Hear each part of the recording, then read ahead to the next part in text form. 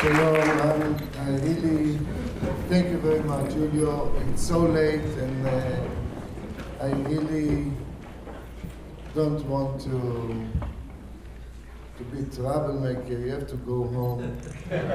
So I'll try to do it briefly. I think that many good things were said, and if I can say just one personal thing, I'm in a shul, in an Orthodox shul, and to see something like this, it's first of all the leadership of Rabbi Bulka that is not here.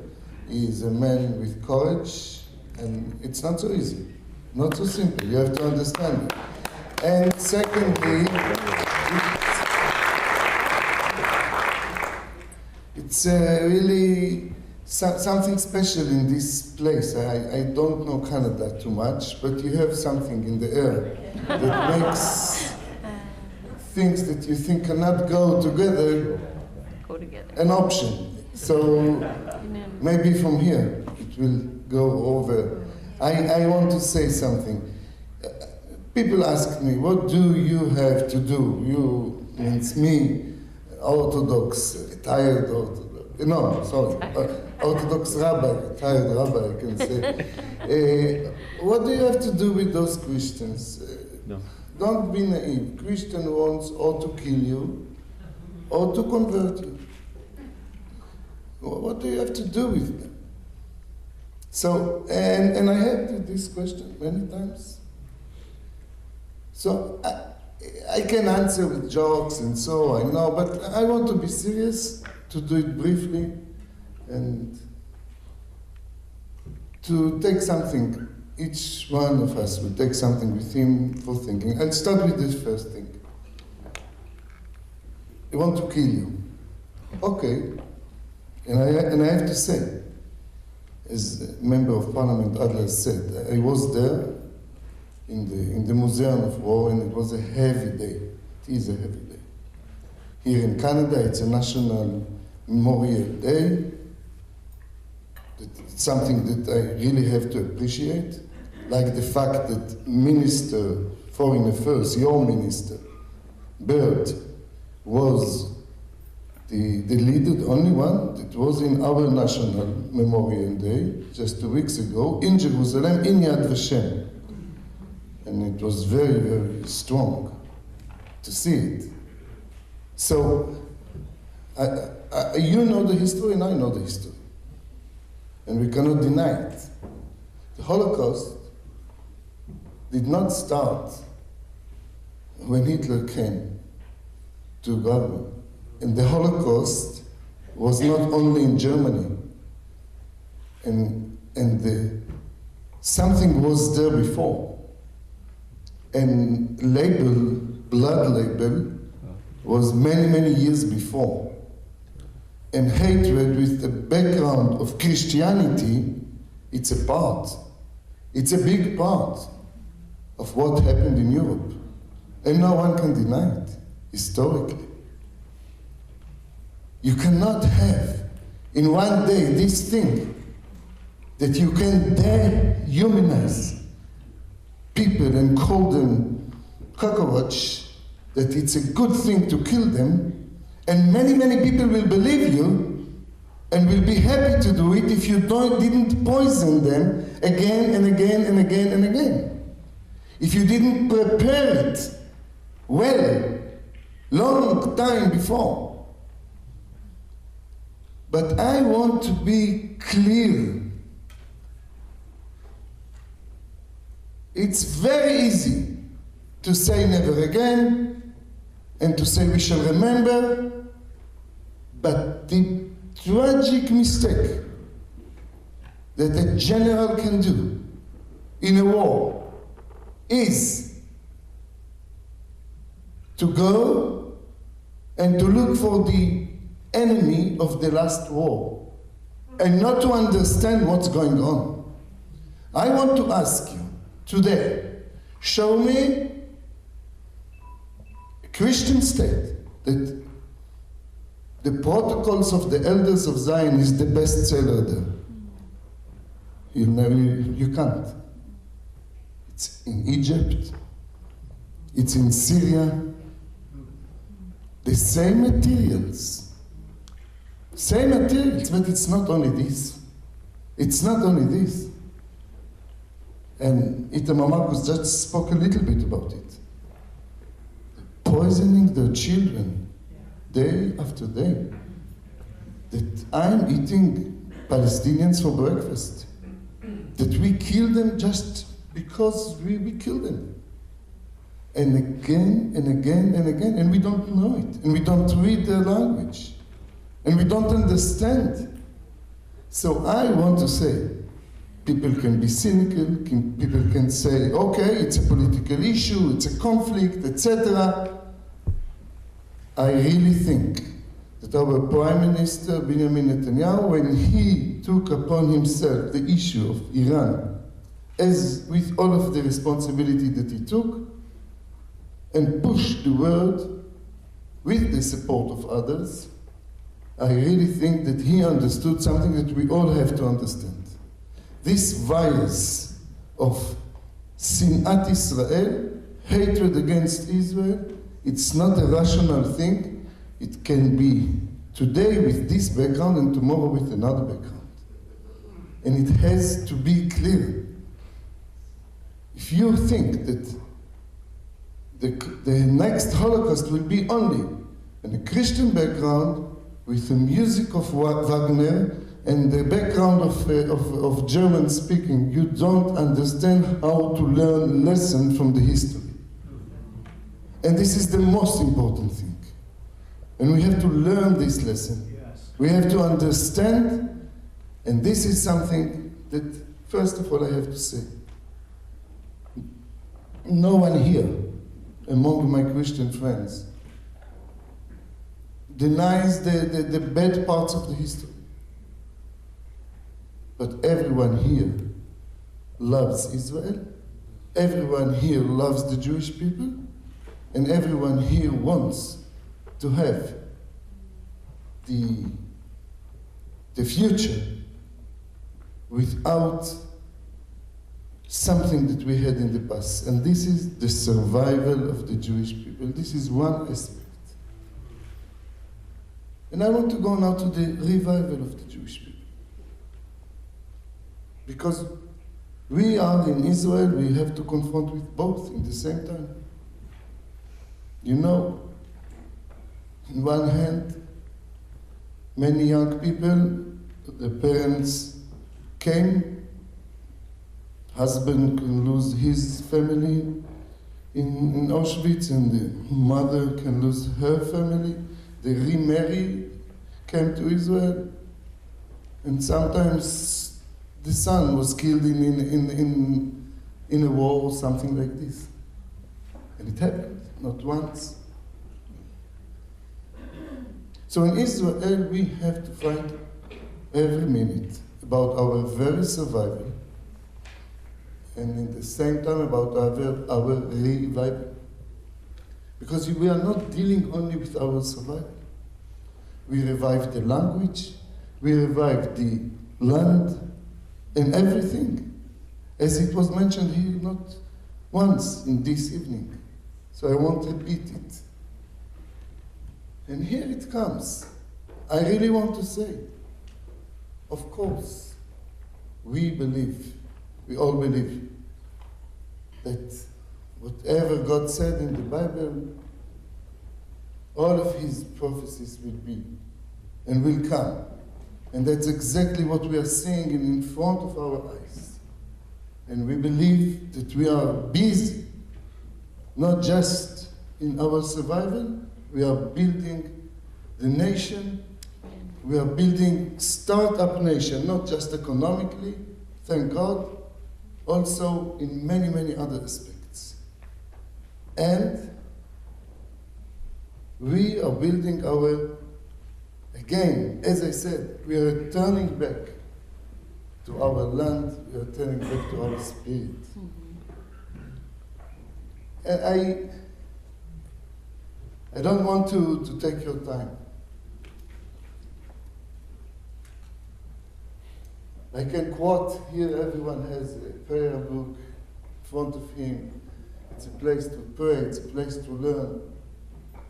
I can quote so many places that you know, that I know, Christians and Jews, that are speaking about things that we see in front of our eyes. Maybe I'll put just one thing that we Jews used to sing every Shabbat before meal. Book of Psalms 126. When God will return the people of Israel. Shir HaMa'alot B'Shuv Hashem, Shivat Zion, Hayinu K'chomim, will be like in a dream. Then our mouth will be full with love. Az Yomru B'Goyim, Yigdil Hashem Lasot Melech. Then the nations will say, God made great things with them. Listen carefully, it's so interesting. We say it and we didn't pay attention. Then the song continues. God made great things with us. Hayinu smachim, let's be enjoy. Means, and it's not the only place. I can show you chapter after chapter. The recognition that God made great things with them will come first from the nations. Survivors, busy, day to day, don't see the miracle. En Baal HaNes Mekir et Niso. Cannot understand what's going on. Cannot understand how this miracle happened. And when nations are looking from outside, and they see it, and they sing it, and they are with you, so I believe, not only because it is written in the Bible, in so many places, that they will come, and nations will hug us, and will be with us, and will help us, and will support us. Amen. I believe in it also because I'm seeing it. And I believe that it's frankly. I don't love my Christians because I want to convert them. They don't love me because they want to convert me. It's not means to the end. If it is so it's not a love. Frankly. And I know it. Sometimes it may be difficult for Christians that used to always think about missionary. And by the way, I'm not against missionary. You have so many idol worshippers that you have to work first. Then you have so many Muslims and Arabs that you have to teach them the truth. How to read the Bible. What is the people of Israel? Why we are not strangers. And you know, Christians and Jews have some open issues, like it was said. For example, who is the Messiah? Other things, but you know what we have in common? We both are not deniers. We have one basis. We start in Genesis. We know the history. So we have some open disagreements. But when I deal with Ahmadinejad that wants to be the king of the Muslims, and in order to do it wants to strengthen his nation with nuclear weapon, okay, he wants to be strong. He needs muscles. So why he has to have in Tehran conference to deny the Holocaust? Why he has to deny the fact that there are, and now they are still with us, like we saw today, the people with the numbers as it was mentioned. He denies it. Never happened. But it's not only this. It's a way of thinking. I can argue with a Christian, or not argue, just leave it. Appreciate each other, working together. But it's very difficult to deal with someone that says Temple Mountain? Never was here a temple. Not the first one, not the second one. Intellectuals, I spoke with them many times. Never. Binding of Isaac here in the Moriah Mountain? No. First of all, it was in Saudi Arabia. Secondly, it wasn't Isaac, it was Ishmael. And then you said to them, a chutzpah? Please, your prophet came more than 600 years after Jesus, more than a few thousand years after Moses gave the Torah to the whole world, and you say, yes, he says, I'm saying that all of those things are nonsense. This is the only truth. This is the beginning. Abraham was Muslim, Moses, we are the tolerant religion because Jesus is Isa is one of our prophets, and Musa, Moshe is also one of our prophets. We adopt everyone. But you have to be Muslim. And it's clear, and they deny archaeology, destroying all of the evidence. That's why in the Temple Mountain, in other places, deny the history. So there's no common denominator. This is the problem. So I have to say, it's late, so I can't compete with those that were before me. I'm an old, retired rabbi, as I said, and it's time to sleep, and I can't inspire you. So I'm just saying the truth. Yes. With no decorations. I love you, Christians, because I love you. And